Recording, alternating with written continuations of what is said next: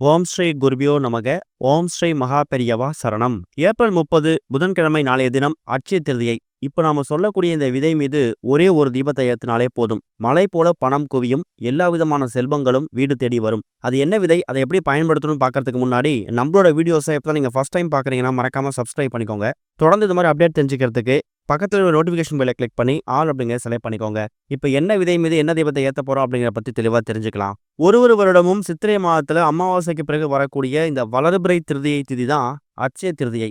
இந்த நாள்ல நாம என்ன விஷயங்கள் வாங்கினாலும் அது பன்மடங்கு பெருகும். அட்சய அப்படின்னா அல்ல அல்ல குறையாத அப்படின்னு அர்த்தம். இந்த ஒரு அட்சய திருதியை அன்னைக்கு தான் பகவான் கிருஷ்ணர் பாண்டவர்களுக்கு காட்டுல அட்சய பாத்திரத்தை வழங்கினாராம். அவங்க பசியாறுவதற்காக வழங்கப்பட்ட அந்த அட்சய பாத்திரத்துல அல்ல அல்ல உணவு குறையாம வந்துகிட்டே இருந்துச்சாம். அந்த அளவுக்கு சக்தி வாய்ந்த அந்த அட்சய பாத்திரம் கொடுக்கப்பட்ட தினம் இந்த ஒரு அட்சய திருதியை அன்னைக்கு தான். இந்த நாள்ல தங்கம் வெள்ளி வாங்க சொல்வதற்கான முக்கியமான நோக்கம் என்ன அப்படின்னு கேட்டீங்கன்னா, மற்ற நாட்களில் மற்ற பொருட்கள் எல்லாத்தையும் ரொம்ப எளிதா வாங்கிடலாம். ஆனா வருடத்துக்கு ஒரு முறை இல்ல 2 முறை மட்டும்தான் இந்த தங்கம் வாங்குறதுக்கான யோகம் அப்படிங்கிறது சில பேருக்கு வரும். அப்படி அட்சய திருதியை அன்னைக்கு நீங்க தங்கம் வாங்கி வீட்டுல வைக்கிறதால இந்த வருஷத்துல இருக்கக்கூடிய மீதி நாட்களும் தங்கம் வாங்குவதற்கான யோகத்தை உங்களுக்கு மகாலட்சுமி தாயார் வழங்குவாங்க அப்படிங்கிறது தான் அட்சய திருதியை அன்னைக்கு தங்கம் வாங்க சொல்றதுக்கான முக்கியமான நோக்கம். நம்மளோட பதிவுகளை பார்த்துட்டு நிறைய பேர் போடக்கூடிய கமெண்ட் என்னவா இருக்கு அப்படின்னா, அட்சய திருதியை அன்னைக்கு தங்கம் வாங்கலாம், ஆனா தங்கம் விற்கிற விலைக்கு இந்த சூழ்நிலை எப்படி தங்கம் வாங்குறதுங்கிற கேள்வி நிறைய பேருக்கு வருது. சொல்லப்போனா நம்பிக்கையோட செய்யக்கூடிய இந்த தெய்வீக சம்பந்தப்பட்ட விஷயங்கள் இருக்குல்ல,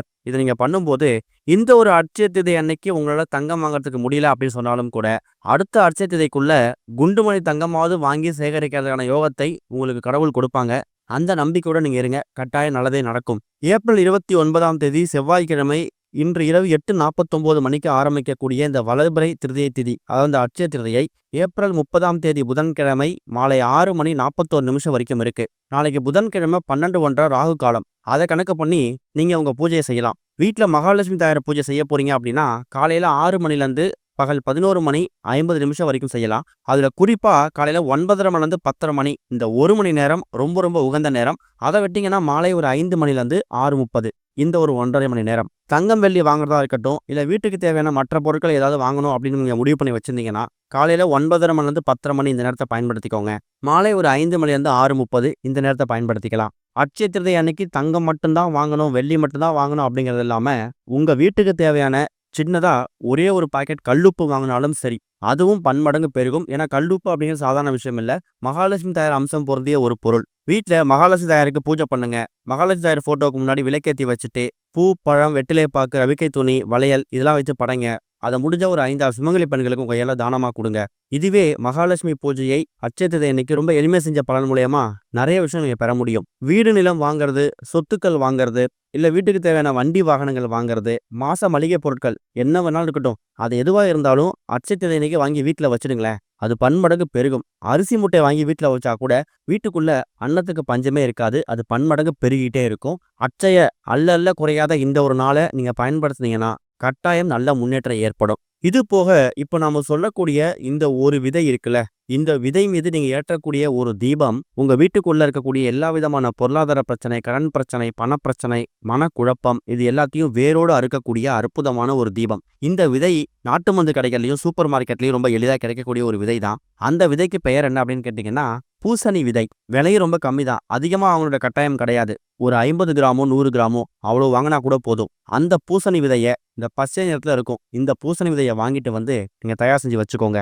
இந்த தீபத்தை வீட்டில் இருக்கக்கூடிய ஆண்கள், பெண்கள், குழந்தைகள்னு சொல்லி யார் வேணாலும் ஏற்றலாம். எந்த விதமான கட்டுப்பாடுகளும் கிடையாது. இந்த தீபத்தை எத்தனை மணிக்கு ஏற்றலாம்? வீட்டில் மகாலட்சுமி தாயாருக்கு பூஜை பண்றீங்களே, காலையில 9:30 மணிலேருந்து 10:30 மணி இந்த 1 மணி நேரத்தில் ஏற்றலாம். அதை விட்டீங்கன்னா மாலை ஒரு 5 மணிலேருந்து 6:30 இந்த நேரத்தில் ஏற்றலாம். வீட்டில் ஏற்றக்கூடிய மற்ற விளக்குகள், காமாட்சி அம்மன் விளக்கு, குத்து விளக்கு, நிலவாசல் விளக்கு, குபேர விளக்கு, இந்த விளக்குகளுக்கும் இந்த பூசணி விளக்கு சம்பந்தம் கிடையாது. அது நீங்க தினமும் எப்போதும் ரெகுலரா ஏற்றக்கூடிய விளக்குகள்.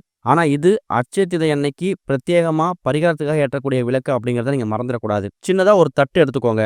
அந்த தட்டுல நீங்க தயார் செய்து வாங்கிட்டு வந்து வச்சிருக்கக்கூடிய அந்த பூசணி விதைகளை பரப்பி வச்சுட்டு அதுக்கு நடுவுல ஒரே ஒரு மண் அகல்விளக்கு வைக்கணும். நம்மளோட முக்கால்வாசி பதிவுகள்ல இந்த மண் அகல்விளக்கு பயன்படுத்துறோம். அதுக்கு காரணம் என்னன்னா, மண் அகல்விளக்கு அப்படிங்கிறது ஒரு பரிகாரத்தை பண்ணினீங்கன்னா அடுத்த முறை அதை கழுவி சுத்தப்படுத்தி உடனடியா அதை வேறொரு பரிகாரத்துக்கு பயன்படுத்திக்கலாம். இன்னொன்று, ரொம்ப இயற்கையா மண் பாண்டங்கள் செஞ்சிருக்கக்கூடிய இந்த ஒரு மண் அகல் விளக்க பயன்படுத்தும் போது பரிகாரங்களுக்கு நல்ல பலன் கிடைக்கும். நீங்க பயன்படுத்துறதுக்கு ரொம்ப சுலபமா இருக்கும். ஒருவேளை மண் அகல் விளக்கு இல்லைன்னா இந்த இடத்துல நீங்க சின்னதா ஏதாவது ஒரு விளக்கோட நீங்க பயன்படுத்திக்கோங்க. எந்த நேரத்துல விளக்கு ஏத்த போறீங்க அப்படிங்கறத நீங்க முடிவு பண்ணிட்டு, பூஜை அறையில மகாலட்சுமி தாயார் போட்டோவுக்கு முன்னாடி தட்டு மேல இந்த பூசணி விதைகளை பரப்பி வச்சு, அதுக்கு நடுவுல ஒரே ஒரு மண் அகல் விளக்க வைத்துட்டு, அதுல நீங்க தீபம் போடணும். நெய் தீபம் போட்டாலும் சரி, தீப எண்ணெய் போட்டாலும் சரி, அது உங்க தனிப்பட்ட விருப்பம். இதுதான் ஊற்றி தீபம் ஏத்தணும் அப்படிங்கிற கணக்கு கிடையாது. ஆனா ஏற்றக்கூடிய தீபம் இந்த பூசணி விதை மீது ஏற்றணும் அப்படிங்கிறத ஞாபகத்துல வச்சுக்கணும். இந்த தீபம் எரியக்கூடிய அந்த நேரத்துல மகாலட்சுமி தாயாரை பார்த்து என்ன விதமான வேண்டுதல் வைக்கிறீங்களோ அது எல்லாத்தையும் மனசார வேண்டிக்கோங்க. முக்கியமா பண பிரச்சனை வெளில வரணும், கடன் பிரச்சனை வெளில வரணும், பொருளாதாரத்தை சிக்கி தவிக்க என் குடும்பம் மேல்நிலைக்கு போகணும். இந்த வருடம் அட்சயத்திதைக்கு குண்டுமணி தங்கம் கூட வாங்க முடியலனாலும் அடுத்த வருடம் கண்டிப்பா ஓரளவுக்கு தங்க நகைகள் வாங்குறதுக்கான யோகத்தை எங்களுக்கு கொடுக்கணும்னு சொல்லி மகாலட்சுமி தாயாரை மனசார வேண்டிக்கோங்க. அதே மாதிரி மகாவிஷ்ணுவையும் மனசார வேண்டிக்கிட்டு பூசணி விதை மீதே இந்த தீபத்தை ஏத்துங்க. இந்த தீபம் எரியக்கூடிய அந்த நேரத்துல மகாலட்சுமி தாயாரை எவ்வளவு மனமுருகி பிரார்த்தனை பண்ண முடியுமோ பிரார்த்தனை பண்ணிட்டு அதுக்கப்புறம் உங்களோட அன்றல வெளில பார்க்கலாம். பூஜை அறையில மற்ற விளக்குகள்லாம் எவ்வளவு நேரம் எரியுதோ அவ்வளவு நேரம் பூசணி விதை மீது ஏற்றிருக்கக்கூடிய இந்த தீபம் எரிஞ்சாலே போதும். தீபத்தை குளிர வச்சுட்டு அதுக்கப்புறம் நீங்க நைட்டு தூங்க போயிடுங்க. மறுநாள் மே 1ஆம் தேதி அந்த பூசணி விதைகள் நீங்க விளக்குகளில் வச்சிங்கல்ல, அந்த விளக்கை மட்டும் எடுத்து அப்புறப்படுத்திட்டு அந்த பூசணி விதைகளை உங்க வீடு பக்கத்தில் இருக்கக்கூடிய ஏதாவது கோவில்களில் போயிட்டு அங்க கோவில்களில் மரத்தடி இருக்கும், வேப்ப மரத்தடியோ இல்ல அரச மரமோ வில்வ மரமோ ஏதாவது மரம் இருக்கும், அந்த மரத்துக்கு அடியில கொஞ்சமா குழி பறிச்சு அந்த விதைகளை புதைச்சிட்டு வந்துருங்க.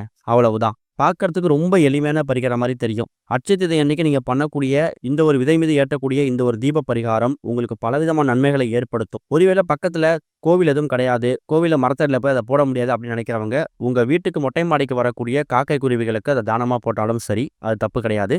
கூடுமான அளவுக்கு அட்சயதிதை தீபம் முடிஞ்சு அன்று இரவோ இல்ல அதுக்கு மறுநாளோ மரத்தடியில கொண்டு போய் போட்டு வந்துறது விசேஷம். முடியாதவங்க மொட்டை மாடியில போட்டுக்கலாம். இந்த ஒரு பூசணி தீபத்தை ஏத்துறதால பலவிதமான நன்மைகள் உங்களுக்கு வந்து சேரும். எல்லா விதமான பிரச்சனைகளுக்கும் ஒரு முற்றுப்புள்ளி கிடைக்கும். முன்னாடியே சொல்லியிருந்தோம், அந்த அட்சயதிதை அன்னைக்கு நீங்க என்ன பேசுறீங்களோ, என்ன சொல்றீங்களோ, என்ன செய்றீங்களோ அது பன்மடங்கு பெருகும். தெய்வீக சம்பந்தப்பட்ட விஷயங்கள்ல எந்த அளவுக்கு நீங்க கவனம் செலுத்தி உங்க முன்னேற்றத்தை வழிவகுக்கிறதுக்காக என்னென்ன விஷயங்கள் பண்றீங்களோ கண்டிப்பா அதெல்லாம் வீண் போகாது. இன்னொரு பக்கம் தான தர்மங்கள் ரொம்ப முக்கியம். புதன்கிழமையில இந்த ஒரு அட்சயதிதை வந்திருக்குது. இதுல முக்கியமான இன்னொரு விஷயம் என்னன்னு கேட்டீங்கன்னா, மாலை 6:40 இந்த அட்சய திருதைக்கான திதி முடிஞ்சாலும் அன்றைக்கு நாள் முழுக்க உங்களுக்கு ரோகிணி நட்சத்திரம் இருக்கு. இந்த ரோகிணி நட்சத்திரத்தை சுபயோக சுபதினம்னு சொல்லுவாங்க. அட்சய திருதை வர்றதே சிறப்பு, அது புதன்கிழமையில வர்றது இன்னும் சிறப்பு. அதை விட முக்கியமானது ரோகிணி நட்சத்திரம் சேர்ந்து வர்றது. இப்படிப்பட்ட ஒரு நாள் ஏதாவது ஒரு வருஷம் தான் அமையும். இந்த வருஷம் அமைஞ்சிருக்குது. இந்த நாள்ல எந்த செயல்களை நீங்க செய்யணும் ஆசைப்படுறீங்களோ கண்ணை மூடிட்டு கொஞ்சம் கூட யோசிக்காம நல்ல செயல்களை செய்யுங்க. அது கண்டிப்பா அது வெற்றில மட்டும்தான் முடியும். தான தர்மங்கள் அப்படிங்கறதால புதன்கிழமை வந்திருக்கக்கூடிய இந்த அட்சயதிதை அன்னைக்கு பசுமாட்டுக்கு பச்சை பயிரை தானமா கொடுக்கலாம். இந்த கோடை காலத்துல வெயில்ல வாட்டி கஷ்டப்படக்கூடிய ஏழை எளிய மக்களுக்கு தண்ணீர் பாட்டிலோ இல்ல முடிஞ்சா குடைகளை கூட தானமா வாங்கி கொடுக்கலாம். சாப்பாடு வாங்கி கொடுங்க. மற்ற நாட்களில் செய்யக்கூடிய தானங்களால ஒரே ஒரு புண்ணிய பலன் தான் வருது அப்படின்னா, அட்சயதிதை அன்னைக்கு செய்யக்கூடிய தான தர்மங்களால அந்த புண்ணிய பலன்கள் 10 மடங்கு அதிகமாக கிடைக்கும். அதையும் ஞாபகத்தை வச்சுக்கோங்க. ஓம் ஸ்ரீ குருபியோ நமக. ஓம் ஸ்ரீ மகா பெரியவா சரணம்.